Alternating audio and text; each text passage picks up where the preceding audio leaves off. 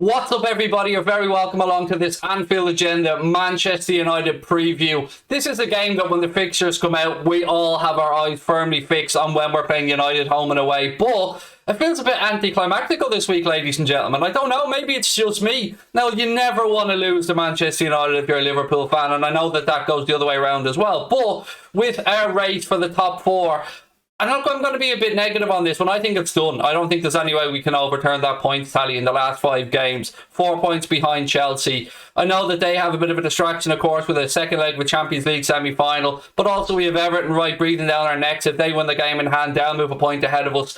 And this very difficult trip to Old Trafford. So, with that in mind, as always, I'm going to take you through my predicted 11 and my score predictions, ladies and gentlemen. I also caught up with Leon Blanche from our sponsor, Boyle Sports. That video, or that part of the video, will be coming up a little bit later on. But before that, as always, I'm going to start out with my predicted 11 and see what you guys have to think. Actually, no, we'll go with our score prediction first, Craig. That's the way we do this. So here's my predicted score for the game. Let me know what you think. If you agree, as always, I'd like to know in the chat. If you disagree, of course, I want to know as well. I'm going to go for this, ladies and gentlemen, a 1-1. That's my predicted score for this game.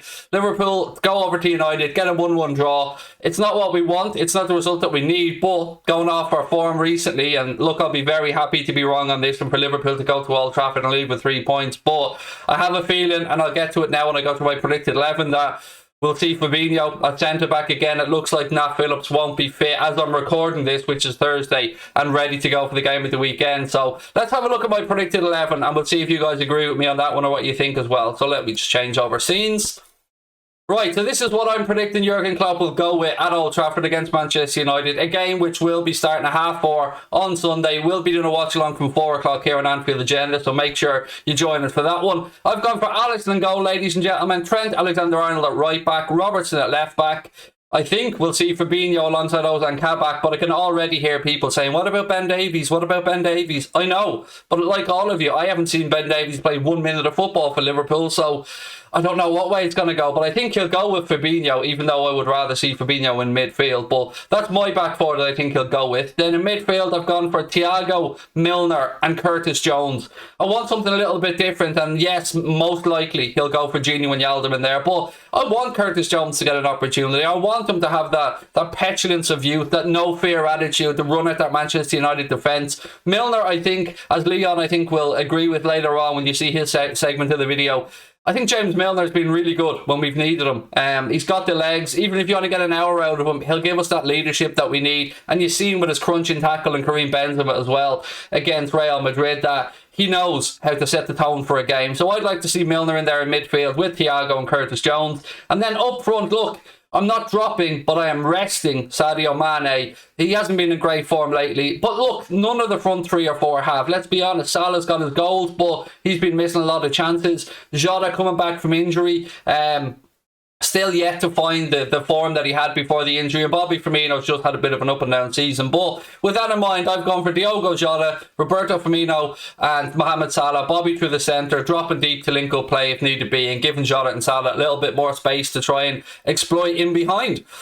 That's the 11 that I've gone with, ladies and gentlemen. I'd love to know what your predicted starting 11 will be, or what way you think Jurgen Klopp should go. And of course, I know we've got a few Manchester United fans that watch the channel as well. I'll be intrigued to hear what you guys think Solskjaer will do with regards to obviously the second leg of that Europa League semi-final against Roma to be played as well. So let me know what you guys think from a United perspective as well. I did catch up with Mark Goldbridge of the United Stand. We recorded that video yesterday. If you guys want to have a look at that, it is up on the channel. And as I said at the start of the video, I did catch up with Leon from our sponsor Boyle Sports earlier on today. Look, Leon, normally this is a game that we look out for. This is a game that we're hyped for, but it's a little bit anticlimactical, but it's still United, mate, at the end of the day. Yeah, look, it is still United, Craig, but as you said, if the last 2 results had went the way we wanted against Leeds and against Newcastle, this would have been a massive game for Liverpool. I think top 4 is gone now, unless there's an absolutely, a catastrophic run of results for Leicester, for Chelsea, for even West Ham. I just don't see us getting into the top 4 now, and we're coming up against our bitter rivals. United are obviously stuck in a Europa League semi-final, which they'll play next Thursday will be the second leg, so you just don't know what's going to happen. I think Liverpool, I cannot believe actually Liverpool are favourites. I'm a little bit perplexed that Liverpool are favourites to beat Manchester United. Craig, we've said it now the last couple of weeks. We just cannot take our chances. It's just killing us.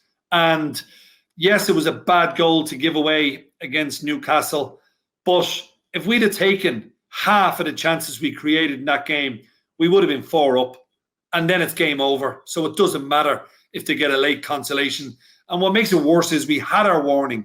They got a perfectly legitimate goal, which will be allowed next year when they change the rules back to how they should have been in the first place. But we just didn't learn. We just did not learn. And for the last 15 minutes against Newcastle, we were under siege. We could not get out of our own half. And with all due respect to Newcastle, this is Newcastle we're talking about at Anfield, a side that's just going to probably scrape and stay in the Premier League for another season. And we're hanging on against them, winning 1-0. It's just not good enough. I didn't think it was any coincidence, by the way, that we'd seen Fabinho put back to centre-back in the last 2 games and we dropped more points again. It's I think we just have to play him in midfield against United. I don't care who they put in at centre-back at this point. Give Ben Davies a run, get Reece Williams back up, anybody at this point. We just need Fabinho in midfield. We need to keep the ball, we win the ball as high up the pitch as possible, because with Newcastle, as you said, in the last 15 minutes, as they started to come on a bit stronger, we dropped back and back and back, and we had nobody winning those balls in midfield. And we got our warning, as you said, and it's utter frustration. But what can you see with this weekend? As you said, Solskjaer does have decisions to make from a United standpoint about the second leg of the Europa League semi-final. I can't see them finishing the job tonight because we are recording this on Thursday, so it would be a miracle if they were to, because you wanted probably a 3-goal lead to say you've seen out that. So I'd say that they're probably going to have a selection dilemma. And as you said, it is Liverpool. He's not going to want to lose, but they're pretty much sewn up for a Champions League place or second place at this point. Yeah, this could be another boring game. I'm sorry to say it, because United, when they want, they can drain the life out of a match. And they've had many 0-0 draws against some of their big rivals. We've had enough against them. We had one at Anfield. They've had plenty of those type of games where nothing really happens. But I agree with you in terms of Fabinho, and we've said this a long time ago. Why did we sign Davies? Can you answer me that? Why did we sign Ben Davies? It seems to be as an absolute Hail Mary in case the worst of the worst of the worst happens, but I'm as perplexed as you are. I know he had injuries, Leon, and stuff, but he's been available for the last few games. Fingers crossed, Craig. Is Nat Phillips going to make it back? Is he in contention for Sunday? I don't think so. From what I'm reading, no, I don't. He's doing some bits, but he was missing again from training yesterday. Well, then you know what's going to happen. He's going to play Fabinho centre back, because he unless he changes what he's done all season. Whenever there's only been kind of one recognised centre-back to him that's available, he always brings someone back from the middle of the park. And you are right. Our kind of form got a little bit better when Fabinho went back into the middle of the park. We were getting on the ball more. Now we don't dominate any way, shape or form the middle. It's just people and teams are confident that they can overrun us in the middle of the park. And when would you ever thought, as a Liverpool fan, we would be saying that, considering what we've witnessed over the last 2.5 to 3 seasons, where we just dominated every team in the middle of the park? I know we're missing Hendo and we're missing Fabinho when he goes back centre half, but the other players, they're not putting it in enough. Our best player, to me, in the middle of the park, if we don't have Hendo or Fabinho, has been James Milner, because he's the only one who's willing to put a foot in. Was it the tackle against Benzema in the first couple of minutes at Anfield? In that Champions League second leg, that was Milner. You're at Anfield. You're at our home. Welcome. No one else does it. No one else wants to put that foot in. We're too nice. We're too soft. And United, even though they've got bigger things to worry about, because they do, Solskjaer's got to win the Europa League. They're probably going to finish second in the Premier League anyway. So they're secure for next season. In a weird way, Craig, as a Liverpool fan, I don't want us to beat Man United. And the reason I say that is because we'll probably end up in Europa League. And the Europa League for me is a negative, because you're playing Thursday and you're playing catch-up every single weekend because you don't play until a Sunday. And realistically, if we could avoid European football next year, because I don't think we're going to get top 4. I really don't. I think that's gone now. It gives us a chance to regain the Premier League title. And that's the big one. If we only had the Premier League to worry about next year, when we get the Van Dijks back, the Gomez back, the Hendo back, we bring in 2 or 3 players, we're going to have a serious chance of winning that league again when fans are back. I'm convinced if Liverpool have a full squad with a couple of additions, with Anfield rocking, who's to say we can't win that Premier League next season? But if we're in that Europa League, I just always find teams that are in it, their league form suffers. Yes, okay, United have maintained second place, but are they ever, or did we ever feel they were going to be good enough to win the Premier League this year? I certainly didn't. No, me neither, and I agree. The only positives I can see from Europa League, if your take a positive, is, as we were saying off air before we start recording, maybe Harvey Elliott getting some game time, maybe Nico Williams, maybe bringing through a couple of youngsters. But you're right, we're always playing catch up. You've got Thursday, Sunday for those European weeks, and nobody likes it. But getting to this game at the weekend, if anybody was going to have a little flutter on it, you've already said Liverpool are favourites to win it, which shocks me, I have to say as well. What would you recommend for people who want a few quid on this weekend? You know what, Craig? I'm going to go for a boring no-goal scorer, a 10-1, because I just think this game could be a long 90 minutes. I just feel the way we're not taking chances, and we have to call it as we see it, we're missing chance after chance after chance. United have got bigger things to worry about, the second leg of the Europa League, and that's their number one priority.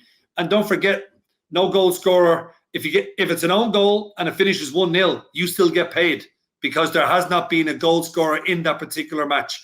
We've got the free €10 or £10 bet on the Manchester United v Liverpool that if you place your tenner and it doesn't win for you, we'll give you your tenner straight back as a free bet. So chance your arm, in my opinion, on the no goal scorer, 10-1.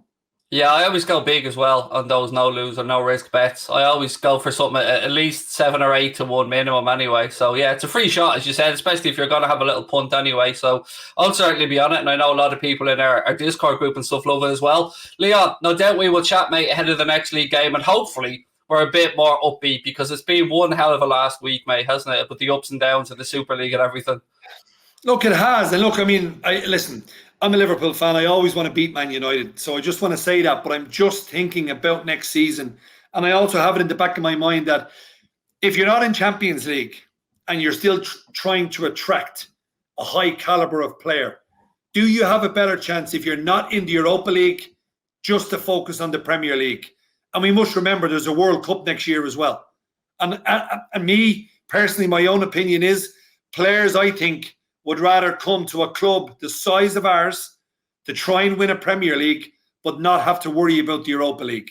Because I personally feel the top 4, it's gone beyond our reach now. We've dropped 4 points in the last 2 games when we should have had 6 out of 6 on both first half performances. And that's just my opinion. Do you agree with my predicted score? Do you see it going to United? Do you see it going to Liverpool? And what starting 11 would you like to see both sides put out? So again, ladies and gentlemen, look, I'm sorry this may be a bit more of a downbeat video. Usually I'll be absolutely hyped about playing United, but I'm a little bit nervous at the possibility of Europa League, Europa Conference League. None of us really want it, let's be honest. But at the same time, I do want us to go and beat United. So hopefully we pull something out of the bag at the weekend and we can at least finish the season on somewhat of a high. As always, ladies and gentlemen, thank you for helping us hit that magical milestone of 100k. If you have enjoyed the video, please do hit that subscribe button. Drop a like as well. I'll be here at the weekend live for a watch along on Sunday. I'm taking Friday and Saturday off, so I'll be here on Sunday at 4 o'clock. And we'll have a post-match show as well coming up. Thank you very much to our sponsors, Boyle Sports. Thank you to you guys as well. I'll chat to you soon. Take care and up the Reds.